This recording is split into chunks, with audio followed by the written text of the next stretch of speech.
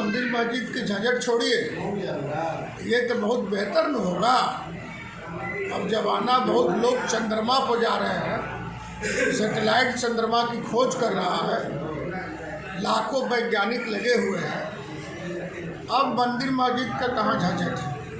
हम तो लोगों को यही सलाह देंगे कि बेटा को पढ़ाइए, और मंदिर में दिया जलाने से, मंदिर में प्रणाम करने से आपका लड़का वैज्ञानिक नहीं होगा, कलेक्टर नहीं होगा, एसपी नहीं होगा, बीडीओ नहीं होगा, बीपीएससी कंप्लीट नहीं करेगा।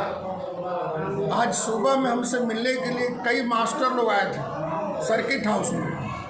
हम समझते हैं दर्जनों शिक्षक आए थे जिनका बीपीएससी में चयन हुआ। हम लोग कातर के एक महिला जिला परिषद थी, कौशल्या देवी, कुशवाहा परिवार से आती है। उनकी बेटी की शादी सरैया हुआ और नियोजित शिक्षक थे।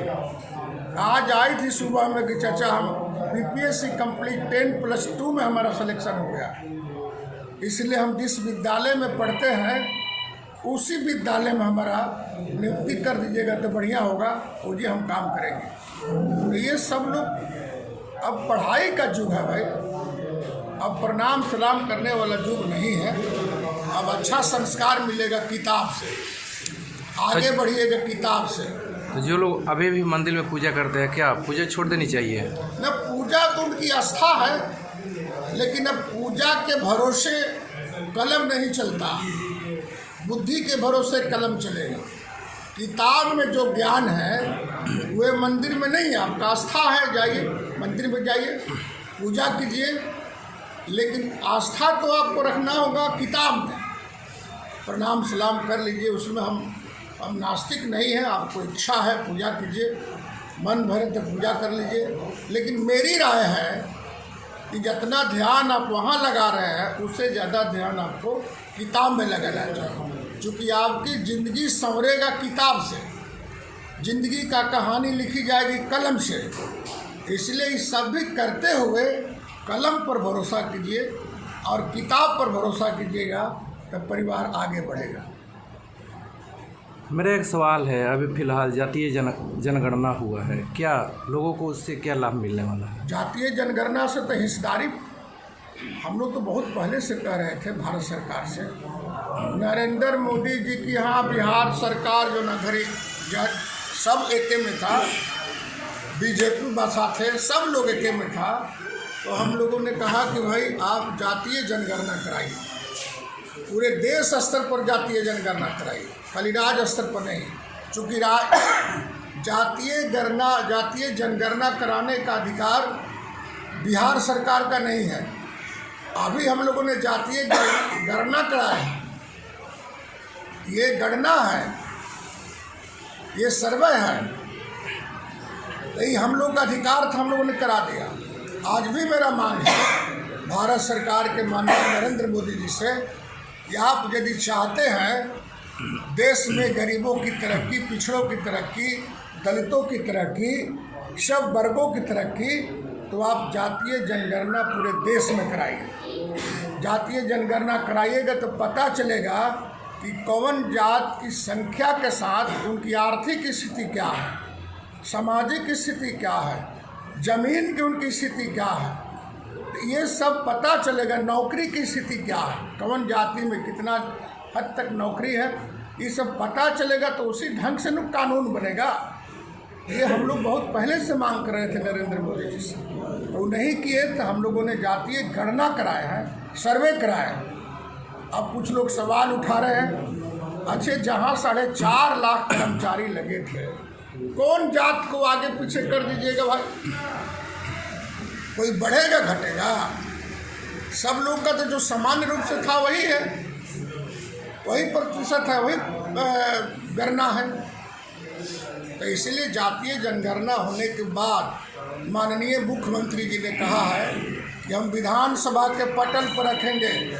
24 नवंबर से हाउस चलेगा 6 दिन के लिए, और वहाँ रखा जाएगा ज़मीन पर किसका अधिकार है। आपको मालूम है, हमको विश्वास सूत्रों से पता चला है कि जितना धरती है ज़मीन बिहार में, उसका 19% कब्जा भूमिहारों के हाथ में है, 18% कब्जा बाबू साहब के हाथ में है और 21% कब्जा पंडित जी के हाथ में है, लाला जी के हाथ में है। कुशवाहा के 2.5% कब्जे हैं जमीन पर और 7% है यादव जी का।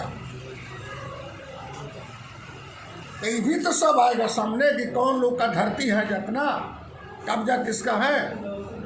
हम लोग हवा में नहीं बोलते हैं, हम तो सब लोगों को कहेंगे कि जो लोग चाहते हैं या बीजेपी के लोग विरोध कर रहे हैं, बीजेपी के लोग सब साथी से कहेंगे कि भाई आप क्या विरोध कर रहे हैं। इससे बेहतर होगा कि सब आदमी उठ करके जाइए दिल्ली और नरेंद्र मोदी से कहिए कि अभी लोकसभा चुनाव के पहले जनगणना करा लीजिए।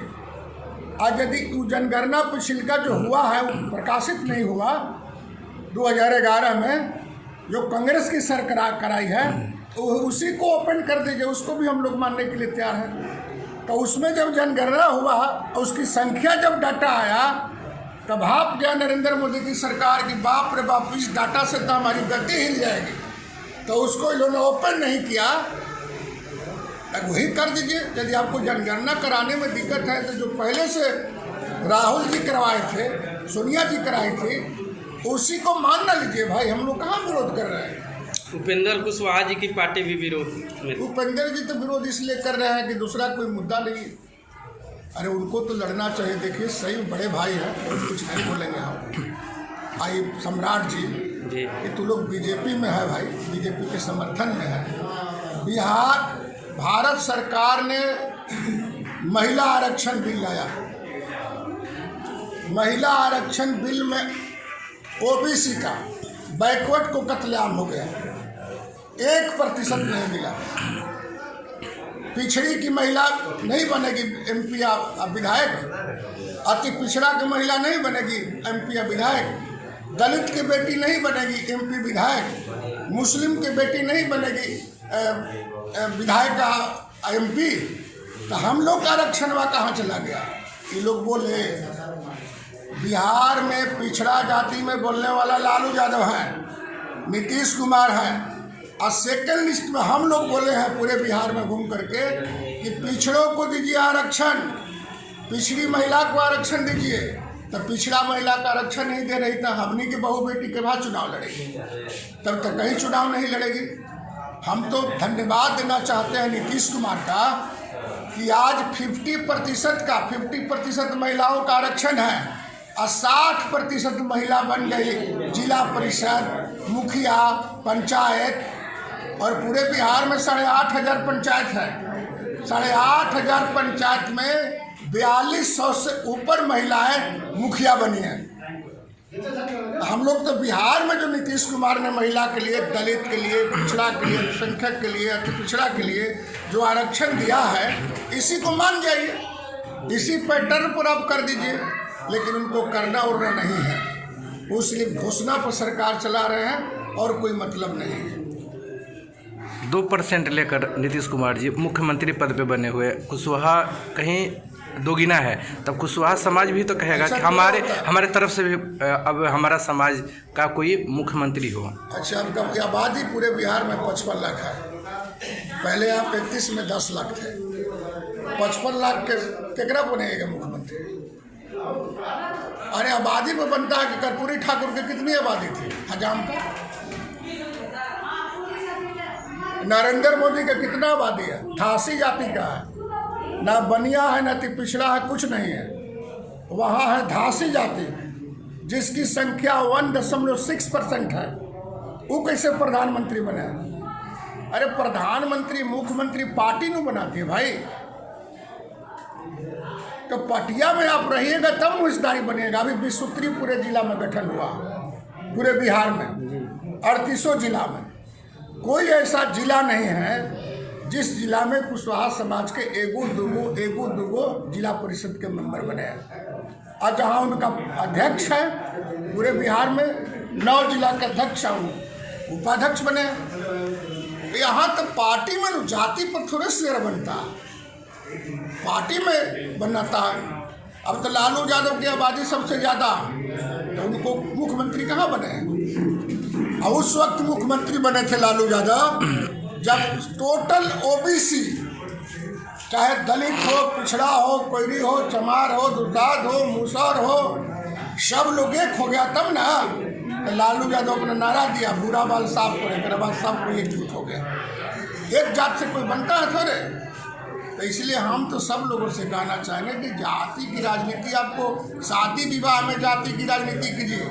अच्छा आपको बताइए, हमारा टिकट RCP काट लिया, चोटा जो है जानते हैं क्या किया? बेच दिया। ऐसा लोग को टिकट दे दिया, पूरे बिहार में 25 सीट पर पार्टी हार गई। तो जब हार गया तो वर्कर लोगों ने कहा कि आपको लड़ना होगा। तो हमको जो 48,000 वोट आया तो एक जाति विशेष के वोट था, कि सब जात के लोगों ने हमको वोट दिया। इसलिए जात के बाद जात पर कानून नहीं बनता है, वर्ग पर बनता है। अब लड़ाई जात का नहीं, यहाँ वर्कर लोग हैं, उनसे भी हम कहना चाहते हैं 63% ओबीसी पिछड़ा और हो गया 19% दलित और 17% मुसलमान। अब इस पर लड़ाई होगा, 17, 63, 19 जोड़ लीजिए, अब इस पर हिस्सा मिलेगा। इसकी लड़ाई अब हम लोग लड़ रहे हैं। क्या 2024 में श्री भगवान सिंह कुशवाहा लोकसभा के लिए दावेदारी करेंगे? मुख्यमंत्री के सिपाही है नीतीश कुमार। हमारे जैसे सिपाही को कौन बॉर्डर पर लगाया जाएगा? ये नीतीश कुमार जी समझते हैं। हम विश्वास करते हैं। अच्छा, हमने किसी से पैरवी किया था। माननीय मुख्यमंत्री के जब लिस्ट निकला ललन बाबू का, देश के कमेटी का, राष्ट्रीय कमेटी का जो लिस्ट निकला, उसमें दूसरा लोग बक्सर से खबर किया कि सर आपको सेंट्रल कमेटी में राष्ट्रीय जनरल सेक्रेटरी बनाया गया। हम तो कहने भी नहीं गए थे। ललन जी ने समझा, माननीय मुख्यमंत्री ने समझा कि बोलता है, पूरे बिहार में घूमता है, मजबूत साथी है, उनको बनाइए। तो 32 के कमेटी में लौ कुश 19 पदाधिकारी जनरल सेक्रेटरी पूरे देश में बना। कहाँ हम लोग का शेयर कहाँ भाई? दलित का भी 6 गो है। यार पटिया में रहबा तो कहीं हिस्सा मिले। इसलिए हम सब साथी से कहना चाहते हैं, पार्टी ने सरकार बनाती है कि जाति सरकार बनाएगा। इसलिए हम तो सब लोग से कहेंगे, चाहे जिस जाति से हो, कि जाति को पार्टी से जोड़िए, तब न हिस्सा मिलेगा। आई तो बीजेपी लड़ाना चाहता है कि बाप रे बाप 63% बैकवर्ड हो गलन, अति पिछड़ा हो गलन। अब तब सबको झगड़ा लगाओ, झगड़ा नहीं लगाइएगा तो सब एकजुट हो जाएगा, तो दिल्ली दरबार खत्म हो जाएगा। तो इसलिए हम लोग कहना चाहते हैं कि भाई सबका शेयर दिया है नीतीश कुमार ने। अच्छा आप बताइएगा, हम लोग जगह गए थे बक्सर में, उन्होंने पंचायत में, तुमने पूछा कि भाई यहाँ किस जाति की महिला मुखिया है? तो लोग बोला कि सर ठाकुर है, हजाम जाति का है। कहने कि कितना घर है हजाम? तो ये सिंगल है, ये है तो एक के हैं। आबादी उसी ढंग का है। अति पिछड़ा का सीट था, हजाम के थोड़े सीट था, अति पिछड़ा का सीट था, मुखिया बन गई। हमने यहाँ भी की बेटी, बैठा के बेटा सब बना है ना भाई। पंचायत समिति बना है, जिला परिषद बना है। और मजे की बात है कि हमनी के जिला के लोग समझते थे कि ठाकुर का जिला है, अपर क्लास का जिला है। और जिला परिषद के अध्यक्ष आप ही के इलाके के दलित के बेटी बैठ करके कुर्सी पर बैठी है, बहुत चलेगा। आप देखिएगा हम लोग के यहाँ 3 गो जिला परिषद है ना, एगो मुस्लिम हो गई, एगो कुशवाहा हो गई, और एगो 3 गो में कौन है? 2 गो मुस्लिम और कुशवाहा। जात के आधार पर थोड़े, संख्या के आधार पर बना। इसलिए नीतीश कुमार का जो अभियान है, जो नीचे है उसको ऊपर लाइए। और जब आरक्षण लाए थे तो सबसे पहले कुछ खास वर्ग के लोगों ने इसका विरोध किया था।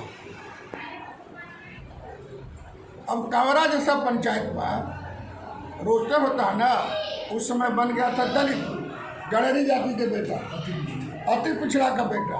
तो लोग बोला था कि राउत सरकार तो ऐसा भी है कि अब हमनी के गड़ेरी के घरे प्रणाम करे खातिर जाए के पड़े।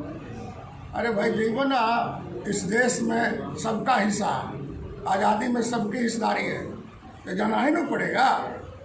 इसलिए सब कोई दुका नहीं है। बीजेपी चाहता है कि सब लोग मुर्गिया लड़ाई लड़े, हम लोग उसका मजा उठावे। अब जमाना ख़त्म हो गया। अब दलित का बेटा भी अम्बेडकर का किताब पढ़ रहा, ज्योतिबा राव फुले का किताब पढ़ रहा। जमाना बदल गया है, आप लोग भी टैक्ट हुए।